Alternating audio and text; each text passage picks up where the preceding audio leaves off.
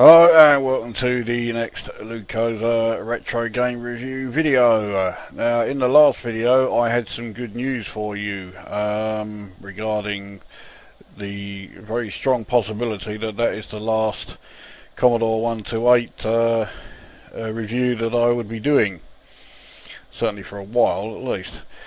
I have some more good news for you. This is the last Elite review that I will be doing, because I think I've now done 3. I could do the Amiga version, but let's say I need a fucking break from Elite, so if I do, I'm sure everybody else does. But well, no, your eyes do not deceive you. This is a Commodore Plus 4. Now there were not one but 2 versions of Elite that were released for the Commodore Plus 4. Though needless to say, neither of them were official releases. I will do the second one first. The second one was released in 1994, so quite late. And it looks fine, but you will see very quickly that there is a big problem with it, and that's why I will really be focusing on the first version. So well, a little bit about the Commodore Plus 4. The most important fact is that it was a commercial disaster, and it was only actually in manufacture for a year before it was stopped. But because they had produced so many of the damn things, it remained on sale for quite a while. Quite a while after production had ceased. The Commodore Plus 4 is not a gaming computer, and therein lies part of its problem. This may not be official, but this is what I think. I think Commodore made the mistake that a lot of companies, particularly today, do, which is they started believing their own advertising bullshit. Even as early as, say, 84, 85, I can't remember when the Plus 4 came. I think it was 85 when the Plus 4 was released. Someone can put me right on that if it wasn't. But anyway, even by that time, it was already well established that home computers were sold for just one purpose, and only, fucking idiots would deny it. They were sold to play games, and that was it. Yes, they could do all sorts of other stuff, but they were never used for that. 99% of all home computers were bought purely for playing games. And whenever it came to, showing off what a computer could do, it was always games that were used to show, how things looked, how things sounded, and all this business. But of course, advertisers never followed that. It was always about how, a computer could do everything. And a lot of times, gaming never even got a fucking mention. So enter the Commodore Plus 4 and the Commodore 16, Commodore 16. There was also another computer, the Commodore 116, but we'll gloss over that one because it really didn't take off at all from the word go. So these 2 computers were released at the same time, and their compatibility with each other was quite considerable. Most I think all Commodore 16 programs would run on the Commodore Plus 4. Of course, it didn't mean the Commodore Plus 4 programs could run on the Commodore 16. Commodore Plus 4 had 64K memory. Commodore 16 had 16. But there were memory expansion packs available for Commodore 16. I think they were called memory extensions for some reason, probably just more marketing guff. But you could expand the memory of a Commodore 16 up to 64K, so then you could run Commodore Plus 4 programs on your Commodore 16.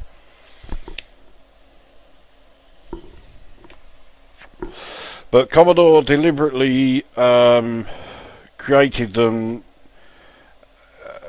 so that they were not gaming machines. Neither of the computers could support or supported hardware sprites, so there's a big limitation as far as gaming goes compared to Commodore 64.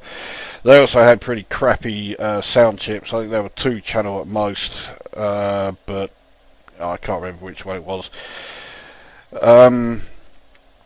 Although I do think that the audio of the Commodore 16 and the Commodore Plus 4 was very similar to the audio of the VIC-20, which you may think, oh, that's pretty shit.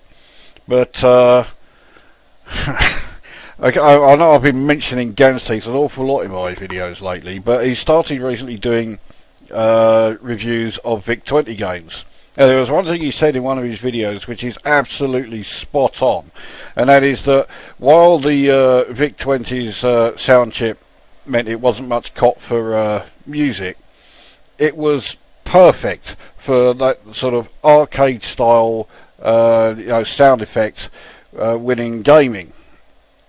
And I couldn't agree more with that. And I find that the Commodore Plus 4 and the Commodore 16, so with their audio being very similar to the VIC-20s, their audio is great for those sort of sound effects. But like I say, unfortunately the hardware is missing for either machine to be any good for gaming. So as a result of that, because they were so hopeless for gaming, they were commercial disasters, and there's not a huge number of games available for either computer. But like I say, the Commodore 16 games could be run on the Commodore Plus 4, which was a bit of a hindrance for the Plus 4 because it meant that most games were always coded with the lowest common denominator in mind. So that would be the Commodore 16. So they were always coded to be played on a computer with 16K memory. So all of the extra memory that the Commodore Plus 4 had all went completely to waste. So there really weren't very many games available for the Plus 4, and that's it. Well then, like I say, I mean, you could also run Commodore Plus 4 games on the Commodore 16 if you had the memory expansion pack for the Commodore 16 to hand. I only know one person who had a Commodore 16. As far as I'm aware, almost nobody bought the memory expansion for it. So, I mean, the Commodore 16 was every bit the commercial flop that the Plus 4 was. But nevertheless, here we are with a Commodore Plus 4, and we are going to be playing Elite on it. So what I will do first then, this is going to be the 1994 release. This was the second version. So let's load it up. Well, here we are with the loading screen. Okay, it's certainly not as good as the Commodore 64's version, but nevertheless, here it is. And here we are then with the title page. And the first thing that strikes you is that graphically it looks nigh on identical to the Commodore 64 version. And you look at the way the ship is moving. That's moving at the same sort of speed as Elite 128. Never mind the fucking Commodore 64 version. Why? Because the Commodore Plus 4's processor was running at least 75% faster than the Commodore 64's. So when it came to doing vector graphics, the Commodore Plus 4 was actually the superior computer. It was able to do a better job than the 64 was. Now, I don't have a saved commander, so we'll just head straight in. So here we have, this is the Adder. This is the ship I was expecting to see on this screen when I did the Elite 128 review. Instead we got the new look Gecko. But again, you can clearly see it's moving a lot faster, and yes, it does flicker, but not as much as the Commodore 64 version. And bear in mind, this was not a commercial release. So this Csory bloke, I can't remember his full name, but he was Hungarian. He just did all this for, you know, just to get this game and make it available for the Plus 4. He didn't make any money from it. And he's done all of this. It's a fantastic job. So here we are. What I'll do, we won't waste any time, we'll just pick a destination, so Seance, and we shall launch. And now you're already seeing, or rather hearing, the problem with this version. There's no audio. I don't know if it's because I have a duff version or what, but yeah, there is no audio to be seen or heard. No audio to be seen. Oh, you know what I'm fucking talking about. Now, of course, okay, audio is not the strong point of Elite, but you do need to know if your shots are hitting the ship you are firing at. So, unfortunately, the 1994 version, this is as far as I go with it, because I can't really play it. So, let's head back to the well, let's just reset this. There's no point in playing this thing. Okay, so now let's bring up the I think it was 1988, this version which was made. So although the Plus 4 was already out of production at this time, you could still buy them. So let's get this version loaded up.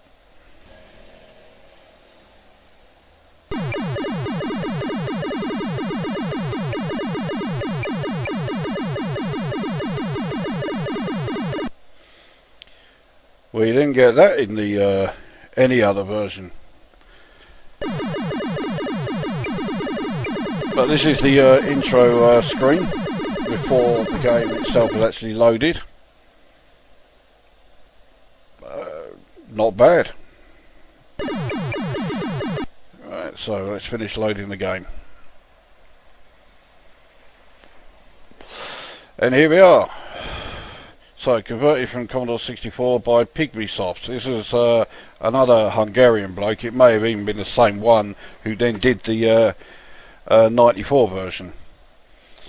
But as you can see, there is very, very slight differences in the graphics of the, you know, the head-up display. It's purely down to like the colour scheme. But again, the movement of the ship, okay, it is flickering, but it is as fast as Elite 128. Never mind the Commodore 64 version.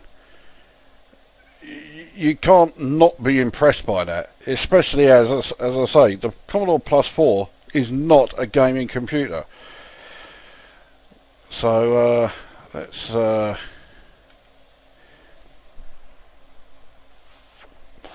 same adder. So here we are then, and we can see everything looks just like the Commodore 64 version. Galactic chart, we're starting at Lave, we'll head to Seance.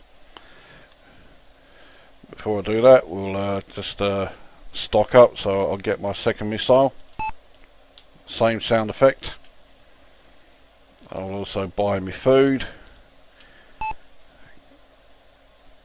Alright, so we'll skip through all those, don't need anything else. Okay, let's launch. Now there's a different sound effect. I suspect more through choice, or more through necessity than choice. Let's height of space to Seance. Now you can see here the game does move a bit faster when there's no vector graphics being rendered. Not much faster. It's not as noticeable as the Commodore 64 version. Indeed, even the 1994 Commodore Plus 4 version you saw did move considerably faster when there were no vector graphics being rendered. But here we are seeing, well, the head-up display. Say the colours are slightly different, but that is the extent of the differences. The vector graphics do not flicker as much as the Commodore 64 version, and they are almost as fast as Elite 128. The sound effects for the most part are different. That's slightly different, the firing, but not much different. But you could clearly hear that the hyperspace sound effects was completely different. Actually, I find it far less annoying than the Commodore 64 one. And also the launching sound effect is different. So far everything else has been the same. Unfortunately, I don't have things like the ECM or whatever, so I can't try out those sound effects. So, and well, like I said with the 94 version, this was not an official release. So this was just this, whoever this guy was, who I think Pigmysoft was just one person. He's just converted all of this from the Commodore 64 to the Plus 4. Just for the sake of doing it. It wasn't a commercial venture. And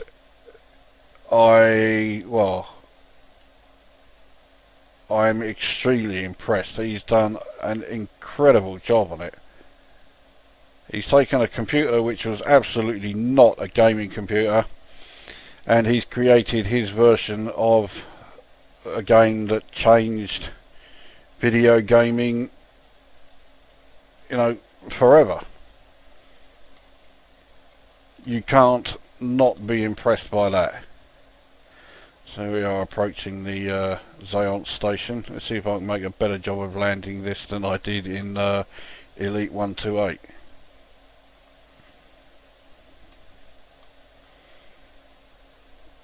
So I mean, it plays every bit as good as the Commodore 64 version. There is some slowdown now, so unfortunately it's not quite as fast, as fluid as Elite 128. But then, you know, it always comes back to the same bottom line. This is a Commodore Plus 4.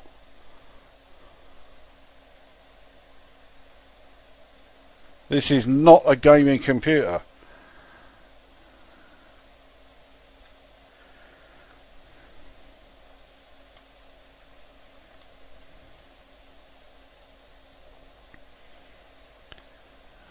I don't know if I am going to be able to land this, but I'll give it a go.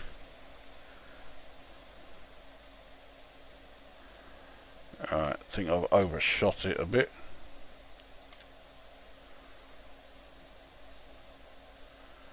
Or a lot.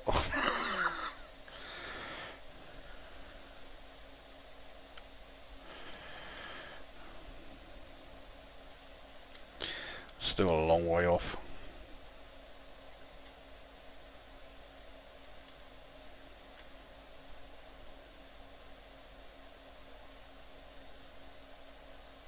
That's not so bad.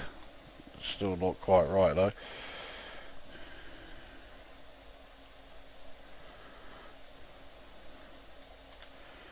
Right. God, fucking hell, I'm getting close to it now. I don't know, I'm way off again. Right, let's try my old method. This is the method I used to use on the Commodore 64. Let's have a look behind. Oh, no, still off. I'm determined to actually be able to land here.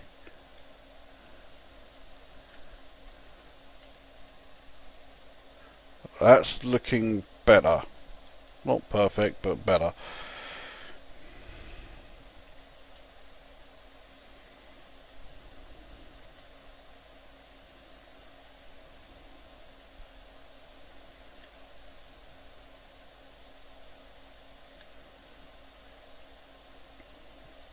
Getting close now. Okay, let's see how we do here then.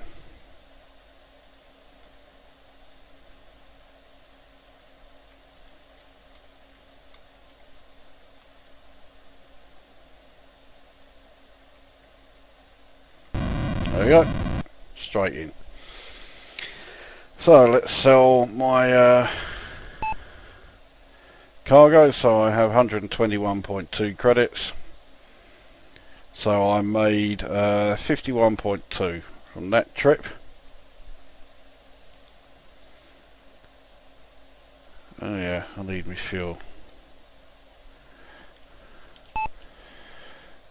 Okay, so well, I start off with exactly 100, and I now have 110. But I mean, there you go. Elite for the Commodore Plus 4. I've got to give it a 10 out of 10. I think it's an unbelievable achievement getting this game onto this computer, and the fact that the bloke who did this did it off his own back, you know, for no monetary gain. He just did it so that there was a version of Elite for the Commodore Plus 4. And as I say, if you had a Commodore 16 with the memory expansion, 64K memory expansion, you could run this on that computer and be playing Elite on your Commodore 16, believe it or not. So I'm unbelievably impressed with this.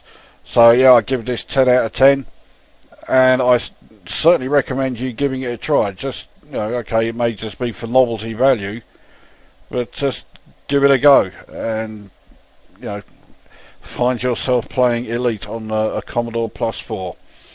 So that brings this review to an end, and that also brings Elite reviews mercifully to an end for a while, unless I ever actually do the Amiga version, which I highly doubt, but you never know. And right, that's this video done. We'll see you at the next one.